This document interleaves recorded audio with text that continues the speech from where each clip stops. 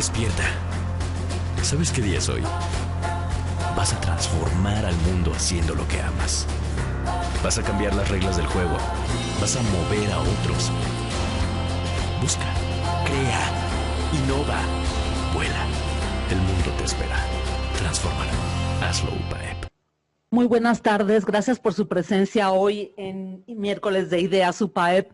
Perdón que esté sentada, pero necesito el micrófono para presentar a nuestro ponente del día de hoy, el doctor Juan Manuel López Oglesby.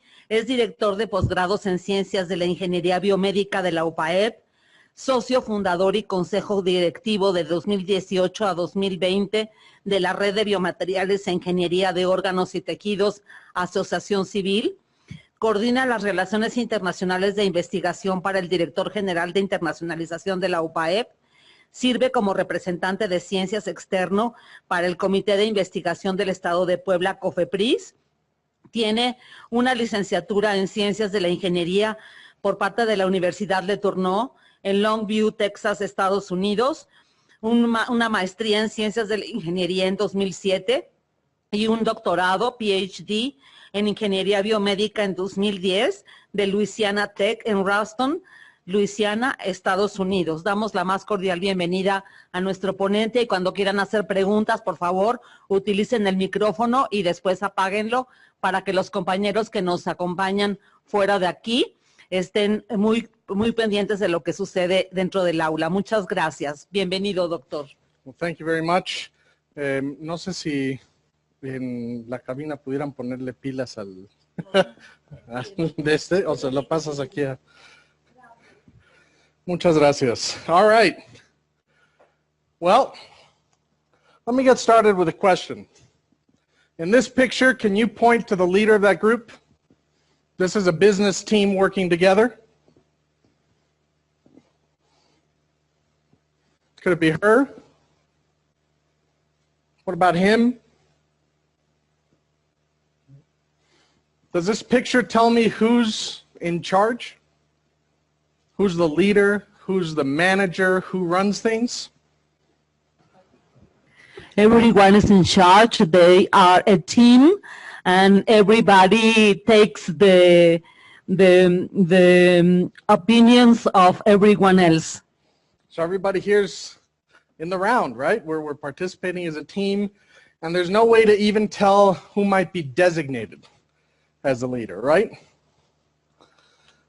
So, thank you very much. So let me ask you a question. I want you guys to think for a minute. We'll talk about it in a second, but think for a minute about people that you consider great leaders. Great leaders who have inspired you. Great leaders who have moved you. Leaders who you still try and think about, emulate, and model. Are you filling in those spaces? Okay. So as you've thought about this, just a little quick raise of the hand. We don't have to go into too much detail, but of those people that you thought about, first of all, can you give me a characteristic that you think made that person or those people stand out to you?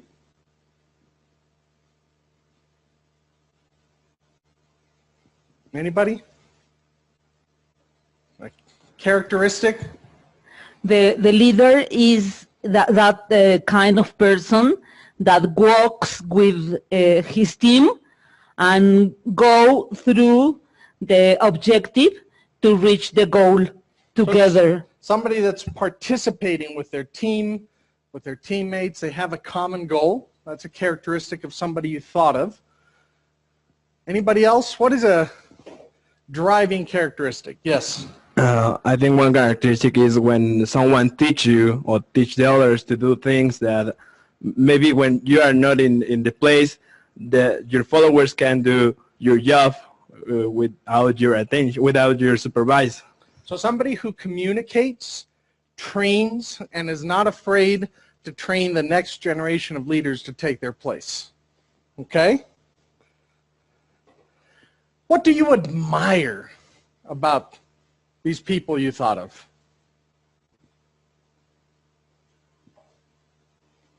These are their characteristics. Now, what is it about the person that made them admirable to your heart?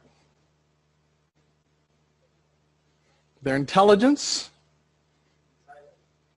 their resilience, their perseverance, I like the people I think about are very dedicated, perseverant, connected to people, and they find the value in the human being that they're dealing with. Okay?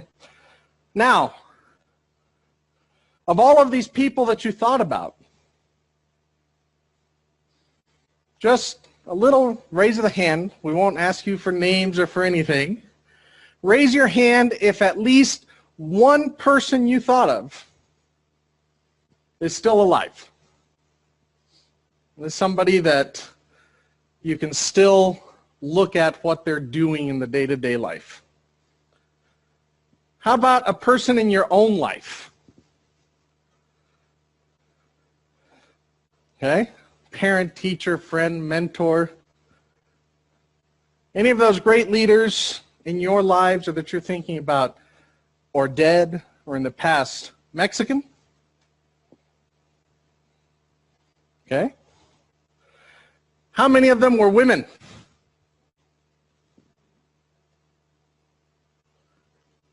Come on. Like everybody in the room, right? Hands up.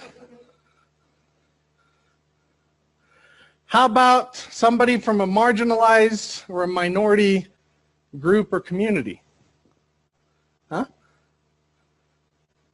Yeah. There were fewer hands later in this list. And that's sad. I wrote these questions without knowing what the answer would be, so the next part was just a discussion. Why is this mix a reality in your lives, in my life, in your existence? I'm very glad to see that there's a lot of people that have those leaders present, that can still see them, learn from them. Almost all of you had a Mexican example in your head. There's somebody around you in the culture, in the zeitgeist of this country that's inspiring you. But then that steep drop-off of the phrase great leader in your minds with women, with minorities, with marginalized communities. And why? They're all still the same mix of people with the same talents and qualities and everything, but maybe we tend to marginalize that leadership in those results. You wanted to say something? I was thinking about somebody that he is a man, but I think there are many women that are significant great leaders. Absolutely. Absolutely, and that is an unquestionable fact. Okay? But when we're teaching ourselves, when we're training others, when we're reading textbooks, when we're following people on blogs and on videos, how many voices are we listening to? How many experiences are we making a part of our own? And these are choices that we make every single day. Am I going to spend time going outside of my comfort zone and finding the great leadership that is in other people, that is in other cultures, that is in other experiences, that is in other faiths? I didn't even ask that question, right? Is there somebody of a different faith than you? Okay? One of the characteristics that I wondered if people would talk about in leaders is love. Okay? That's a very underrated characteristic in great leadership. We think about the military commanders, right, out there to beat and charge at the enemy. The CEOs that are here to win, that are here to make you rich. The academic leaders that are here to transform a discipline. How many of those actions are undertaken in, with, and through love? Is it enough of them? Is it a foundation for what people are doing? This link between leadership and love, there's a much more detailed article I wrote, Leadership and Love, and you can see other topics there at UPress. But in my 20-odd years of thinking about the subject, I've never seen it defined better than by sitting when I was way too young to understand what it meant at a conference that my parents were giving to young married couples. As a young married couple, oh, it's the most beautiful thing I've ever seen. You know, my heart still fluttered and said, so fine, define love. You love this person that you married. Oh, it's that feeling that makes your heart jump out, like the movies, Lady and the Tramp, Disneyland, Princess. And then they went and they gave them this definition, which I still love. Love is the daily, conscious, and willing commitment to, and then you can imagine one of those big wheels with every word on it you could want. Insert the verb you want. To be, do, want, desire, say the best for the ones loved. Okay? It is a daily, conscious, and willing commitment to every verb. Why do I like this definition? Because best seems like a bad definition, right? When we're talking about judgment words like that, best, good, bad, everybody likes to say, oh, it's so hard to define for everybody. Well, that's true. And you know what? You're going to mess it up. You can want the best thing for your students and make a dumb choice. But if you want the best and you find out that that choice has been dumb, then you can do something to correct it. Okay? If you want the best for that person in your life and you find out you hurt them, then you can ask or say, I'm sorry, and continue to make the daily choices that help teach you how to run the best. Personally, I don't see how this doesn't fit in to being a leader in daily life. This is how I choose to live and do the work that I do. Am I trying to create a new program to train students? I want those students to have the best opportunity to be successful. Am I going to communicate to a room full of people that tend to think in academics instead of maybe esoteric, lovely words? I still want to do my best to leave you with something even after I'm gone. Okay? So when I ask you to combine these concepts, love and leadership, what does that make you feel? Happy? Surprised? Uncomfortable? Hashtaggy? Yeah. Hashtag me too, you and your love stay out there, okay? There's a lot of conflict with handling something as difficult as love in your leadership. And it can be. You can express yourself weirdly, unclearly, and it can cause you problems. Is there somebody in your life that you can think of that does this great combination? Leadership and love. Or leadership through love. We're at a university where... I thought about Jesus. Jesus is an but example we here. can be we can combine leadership and love too, because if we love our people, we are going to do right what we have to do. Yeah.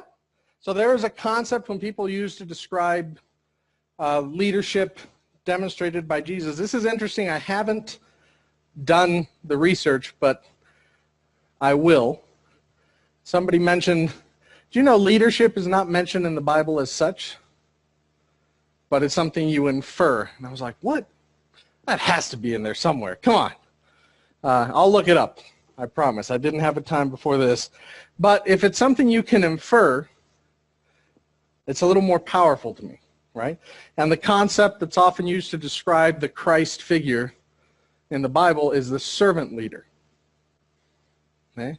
The leader that leads from service, which is also from love, which is also from anything else that we might be able to see there. Okay? So is this combination of leadership and love more common or less common than we would like? I often feel that it's less. But you could be very blessed and live in a situation, oh, it's more. Oh, God, too much love. All right, it's just, I need to do my work. And then these people are coming by and asking me, are you okay? Do you have everything you need? Is there something that I can do to make your life better? Oh, leave me alone. I need to finish. Okay? Leadership is something that must be embodied and internalized. Have you guys seen these types of rock formations before? Okay. So stone stacking. Some people do it for art. Some people do it for YouTube and Instagram challenges. Some people do it for meditation. Some people do it to find a little bit of peace, kind of in a Zen garden. But when you see this formation, it is what it is, right? It's a stack of rocks, and you can take that individual perspective onto yourself. This embodies something. Is there a point here where this stack is finished? Do one of these rocks say, well, that's it, I'm the last rock? It's a process of building, and there is no set stopping point. We add more things to our leadership, to our training, to our experience. Well, yeah, I see a leader. Is there a set of instructions for how to build that particular set of rocks? There's experiences. There's time. There's adjustment. There's handling the specifics of what's going on here. Can I take away a lot of these rocks before this whole thing crumbles? It's hard to take away from that mix and have it still be this recognizable thing. And there are foundations that we build upon. It might be easy to take that rock away, but maybe not. That rock looks like it's a part of making this whole set balance right there. Okay? It's fragile and yet beautiful. It's strong and yet can disappear in a heartbeat. And I can explain to you exactly what this is and how somebody made it. But I can't write you a detailed set of instructions to do another one just like it. When you go out to the river and you do this for yourself, there'll be different materials to work with, different shapes, different things that will work for that stack that won't work for anybody else. That's as difficult as it is to talk about leadership. There's no one way. And I'm sorry to all of those that might be in pedagogía who really like structured paths to get to the goal. There is no really easily structured path. Okay? So if leadership is so hard for us to define, why even spend time studying this subject? You can't write a curriculum. You can't generate a formula for person in, leader out. So why study it? Why do we strive to build it if I have to do it all over again with each individual person? Because I can't just have a class and generate 52 leaders like I can generate 52 engineers. Well, just like with the concept, there's no one answer. Okay? There's a lot of reasons to try and build leaders. There's a lot of reasons to try and build up that kind of humanity. I believe one of the major things is it comes down to the love and value we place on people living their best lives. Why is it worth dealing with all this complexity? Because we want people to have the opportunity to live their best lives. But I'll tell you what, there are very practical reasons to want good leaders. Right now we've been talking esoteric, and I could have put a ring of flowers around my head, and I could have walked in here in robes and had my Zen moment as I shared with you. But there are very practical reasons for needing to build leadership, and they are pressing. Do you recognize this? Or some other brand, right? You might have had a little local one. Las videos del tío Chano. Okay? Ooh. The phone book. How many of you who are older than young millennials memorized a ton of phone numbers so that you wouldn't have to open this annoying book? Right? No, I remember 72 telephone numbers. Okay?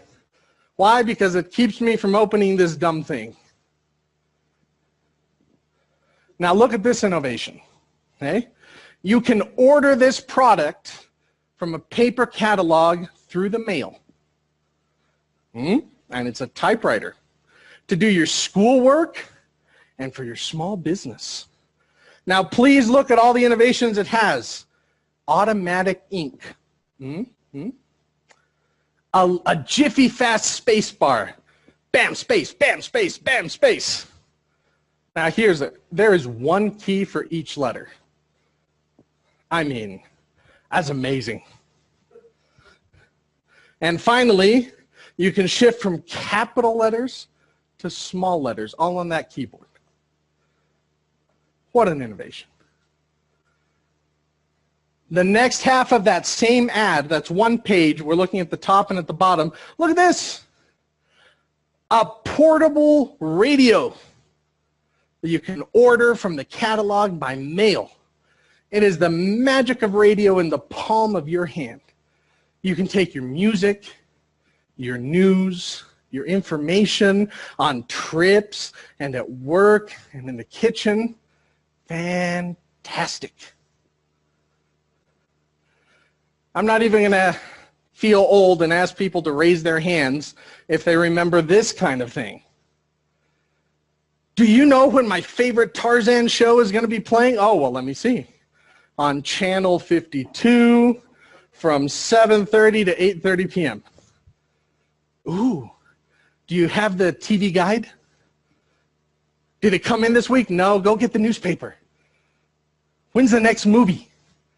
Okay? You remember when this was the only way to have a private car for the majority of citizens? Take you somewhere that wasn't public, you know, like a bus or a metro? Or what about the status symbol this represented? they're sending a car for me. Excuse me, you know. Oh, they're sending a car for you. Well, yes, they're sending a car for me. Buying an album, an entire album just so you get that one song you really wanted. And then, oh, look at this disruptive innovator. All the songs that you own, that you have CDs for, that you could load thousands of them onto this device. Okay. Now, what do all of these things have in common?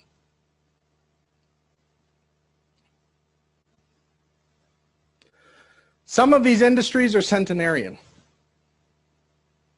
Cabs have been around for how long?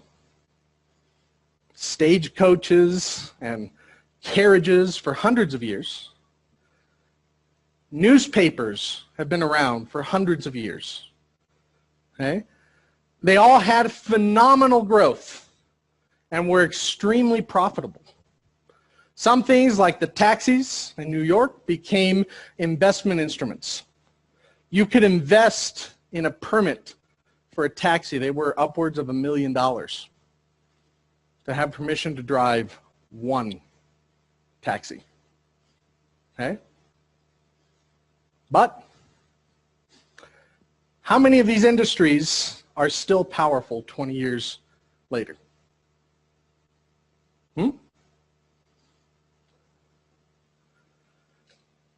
This apocalypse happened in 2007. You can still hear the screaming wails of all of these industries. Not one of those things that I showed you is separated from this now. Where do you find your news? Where can you watch video? How can you order a cab for yourself, a vehicle, a private device, have your music? It's one device, right? 2007 is only 11 years ago. Okay? All of those things have been replaced or have become absolutely linked to this one aspect of innovation in this world. One. Okay? This is a great little short clip.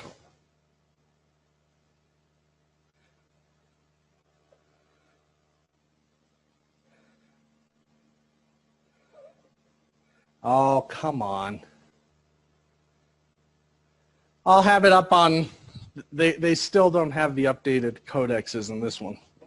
Okay?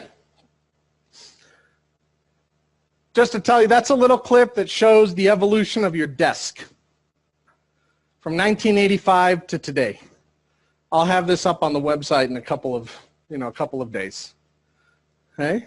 Now here's some numbers. In 2007, the very first smartphone that was a commercial success was released. By 2013, there were 12,000 different types of phones just on the Android platform.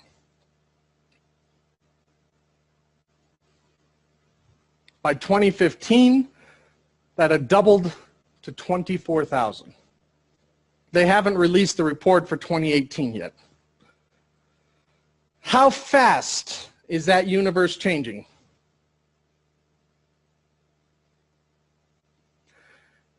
If you saw that phone in 2007, you're like, oh, my business will get into it eventually. Someday, I'll hire the right person. And then by the time you're like, okay, I'm ready, 24,000 competitors. Ah! Okay? This is the pace of innovation. The world in which we find ourselves changing.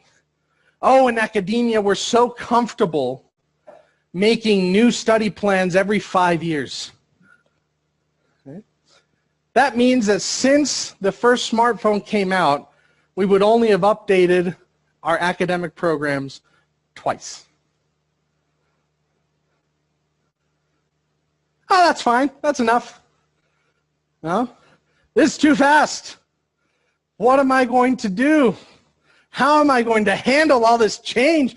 There are rules, there are structures, there are bureaucracies, there are people that need to sign, there's money. And then you just get a little paper and just sit down and breathe for a minute, right? Leadership is key. In this kind of helter-skelter, rapidly transforming universe where you get lazy for one period and 15 people are already past you, leadership is key to staying alive, to staying healthy, and to staying happy during these transformations. But again, we have weird models of leadership in our heads. So again, when I say leader, what do we mean?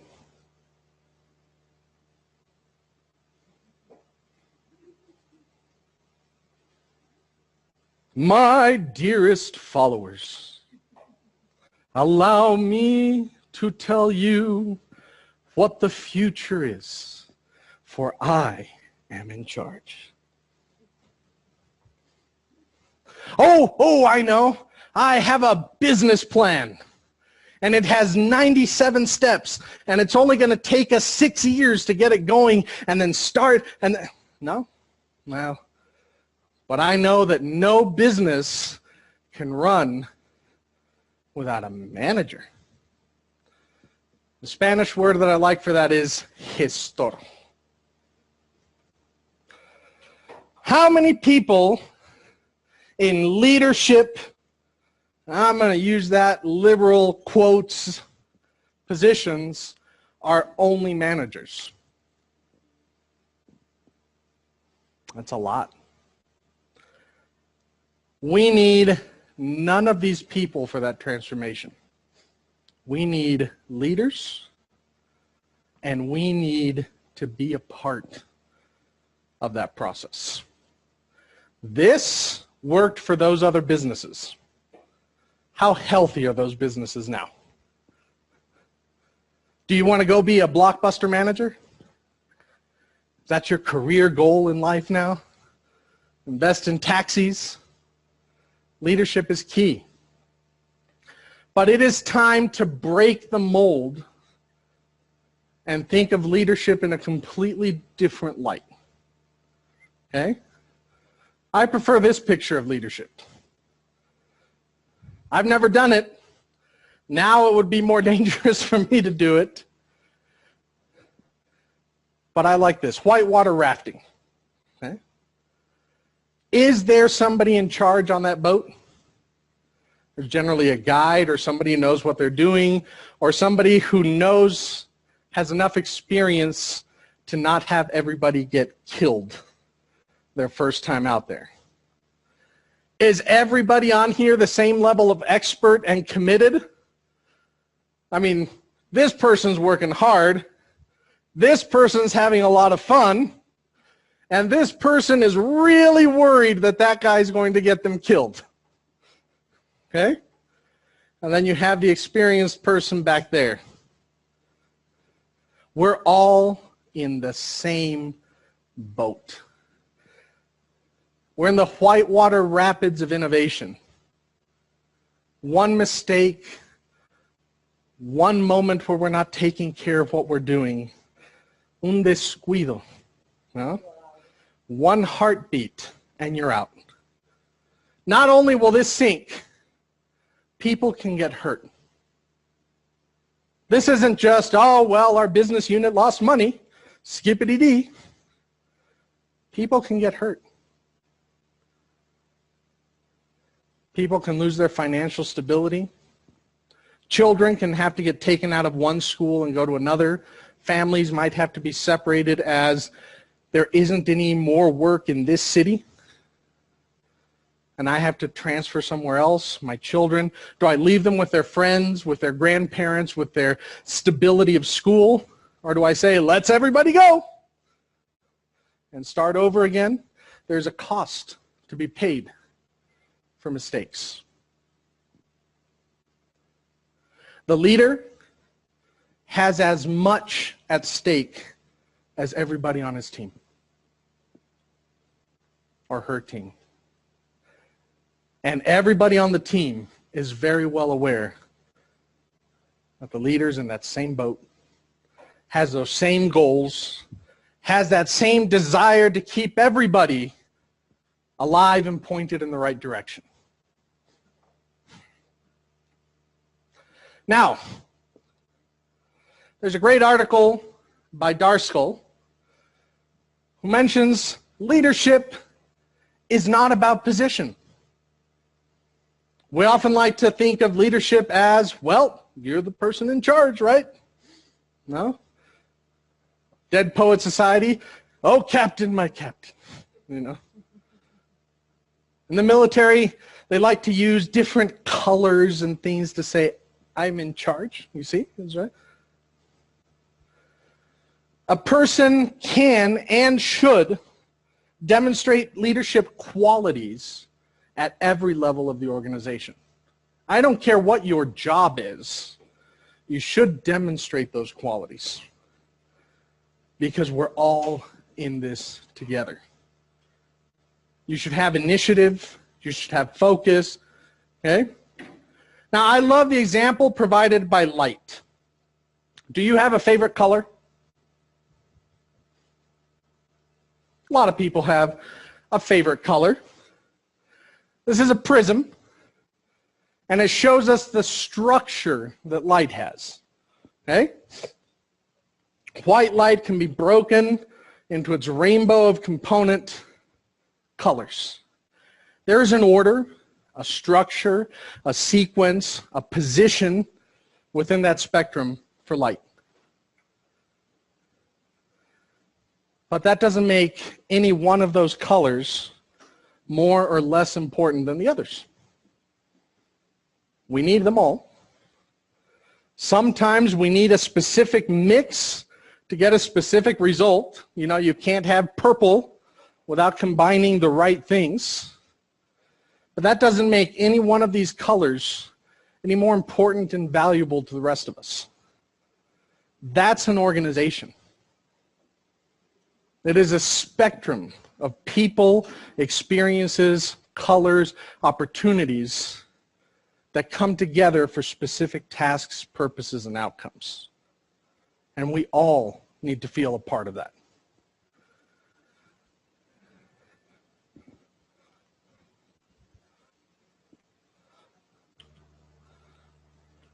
Okay. Now, it's not only the fact that training leaders is a more elevated educational outcome. You know, that's the university's mission, right? Train leaders.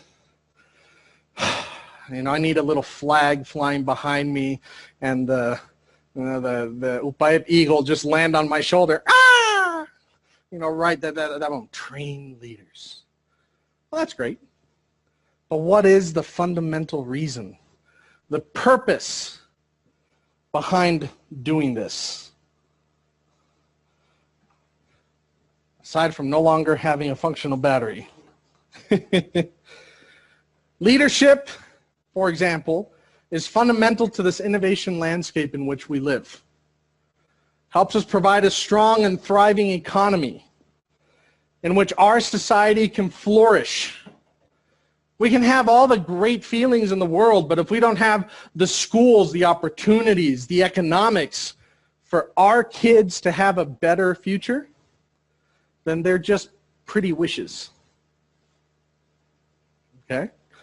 So we need that leadership. We need that leadership to also exist in this sterile world of innovation sometimes, where it's often the results that's all we care about. So I put together a table from reading a bunch of literature on leadership qualities. And I've identified 4 types of characteristics, and then just examples of how leadership represents those characteristics 1 through 4. Okay? But a leader, especially in the innovation landscape, a leader needs breadth and expertise. Okay? A leader needs to be able to communicate with people across a wide variety of disciplines. But they also need to have depth of expertise in at least one. Okay? A leader needs to be a good communicator. What's the point of knowing everything and being able to tell no one? A good leader needs to be a disruptive innovator. Somebody that comes up with those ideas that are disruptive to their area, their discipline, their thought processes. And it's weird to say, a leader needs to have leadership. But leadership, like we showed in that picture with the rocks, is just this mix that is very particular and very unique for that person. And what does the literature say? Well, Doss says that the innovation leader needs authenticity, breadth, language, communication, leadership, and resilience. You had that comment a while ago, right? Resilience. Graham Levis say that person needs to demonstrate curiosity, lead courageously, maintain order and accuracy, maintain a strategic perspective, manage risk, and seize opportunities. They're dynamic, they're active, they're transformational. And McKinley has a much longer list, right? Active involvement, challenge the status quo, crave information, do, don't talk. Do. Establish trust, excel at teamwork, move quickly. Do, move quickly. Possess expertise, set goals, value diversity and inclusion, and have a vision for your future. So my question is, what about you? Okay. Where do you see yourself on that list? You don't have to have all of these qualities, but you have to have a good chunk of them to be that kind of person. What about the people that you're pushing to be leaders in your own life? They can look at some of these qualities and find them. So far, we've identified the relatively universal driver, love, in this experience. We've seen that leadership is not necessarily equal to management, although it is important for managers to possess leadership. We've contextualized that need for leadership because today's society evolves so quickly, we can't be conservative and just, come on, why change? This is so pretty. Let's do it like this forever. We have seen qualities for leaders, but the question is, you. It all boils down to the relationship that needs to exist with leadership in you. Okay? How do you then take and internalize this concept? And it's not just for yourself, but at home, with your family, with your friends, at work, with your coworkers, with everybody you interact with.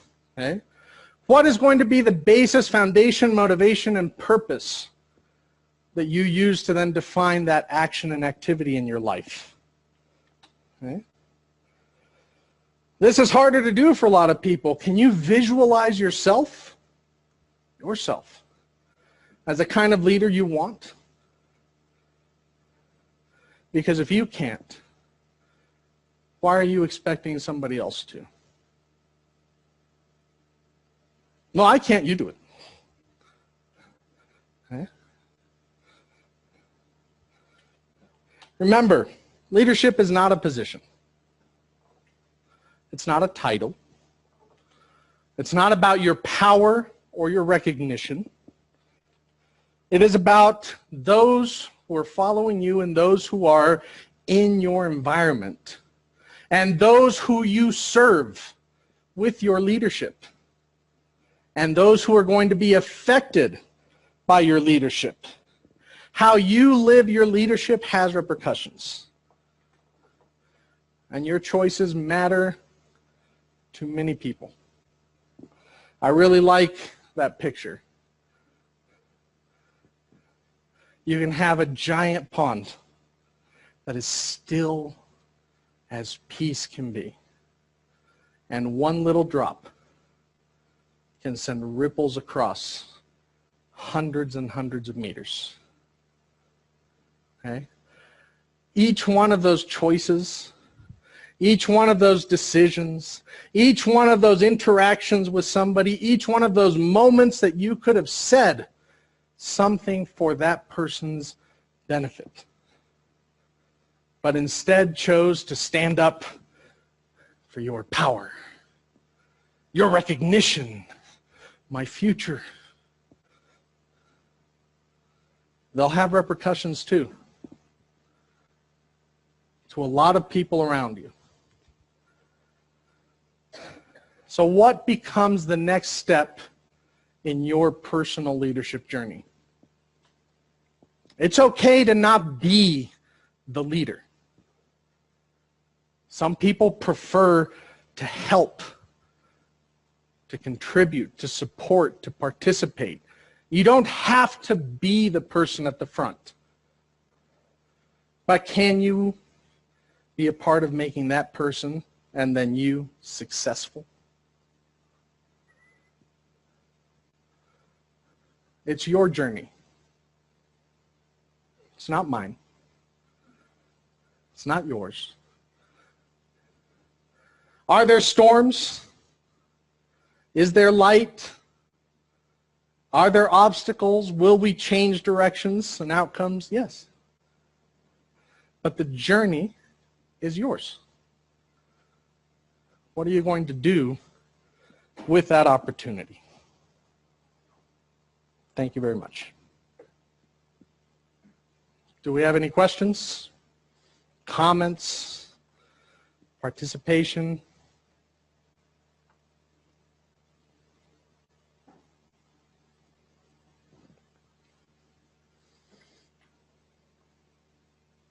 Excellent. Well, I appreciate you guys, and we'll be seeing you here in a week. Have a good one. Thank you to everybody that was here in video conference, and we'll be seeing you soon. I think that leadership is a competency that has to that is related to your expertise, your personality, your motivation, personal motivation, your values, and we are leaders in every activity we are involved in. Yes. For example, being a teacher involves a great amount of leadership and letting others to be leaders too. Your students must have the opportunity to collaborate in creating their leadership, evolving their leadership competency. Yeah, it's not something that happens by itself. It takes practice, it takes effort, it takes failure. We must fail at being leaders too. And it's an opportunity we have every single day, and everything that we do. Thank you. Yes. Do you think there's some people who born as a leader, or this technical question? You born as a leader, or you become a leader? Are you born a leader or made a leader? Yeah. I think it's really a combination of both. You can have some qualities that make it easier to be a leader. You can be better at communicating. You can have a more natural emotional talent, right? An EQ. You can be empathetic. How much is that taught or natural? Well, that's up for debate. These qualities can make it easier to become that person you want to be, but to go from the natural talent to the realized person, it's a process of being made, of having the experiences, of working at it, of developing the talent, of failing. Natural talent can only get you so far. The rest of it has to be dedication and work. Are there people that might find it very difficult to feel like leaders? Yeah, if you're very introverted, if you have a hard time with some form of communication, right? Maybe you have a speech impediment. Maybe you have something else that gets in your way. That doesn't mean that those people can't also become great leaders. But you have to work. Some people have to work harder than others. That's why I say it's a combination. Yeah, your talents and your natural self can make it easier to get over some of those boundaries.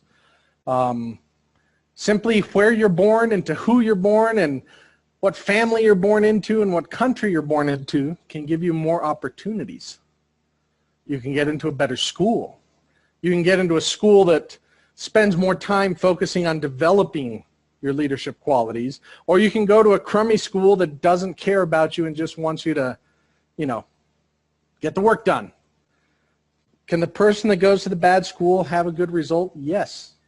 They'll have to find ways to get that done, and it'll be harder.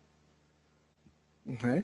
And can the person that is born into the easier life waste that easier life and privilege? Absolutely. We've all known people to do that. So to me, it's a combination. But that balance, to me, sits so much more heavily on the made. Leaders are made, although you can have some natural-born talents. Thank you, Silvia. Thank you, Abelino, for your comments. We appreciate them. Anybody else? Did that answer your... All right. Yes. Thank you. Excellent presentation. Enjoyed the conference. Well, thank you, Silvia. Thank you, Avelino. And don't forget, this Friday we have another IIDEAS. It's a special conference on near the anniversary of the earthquake. It'll be on safety and preparedness for you and your family and your coworkers. So if you can't come with us, we'll be transmitting live at some point. Agradecemos al doctor Johnny López Oglesby por esta excelente participación. Y entregamos de parte de IIDEAS un regalito. Gracias. Para sus anotaciones. Gracias. Y su diploma. Gracias. Felicidades. Muchas gracias. Gracias. Y gracias a todos. Despierta. ¿Sabes qué día es hoy? Vas a transformar al mundo haciendo lo que amas. Vas a cambiar las reglas del juego. Vas a mover a otros. Busca, crea, innova, vuela. El mundo te espera. Transfórmalo. Hazlo, UPAEP.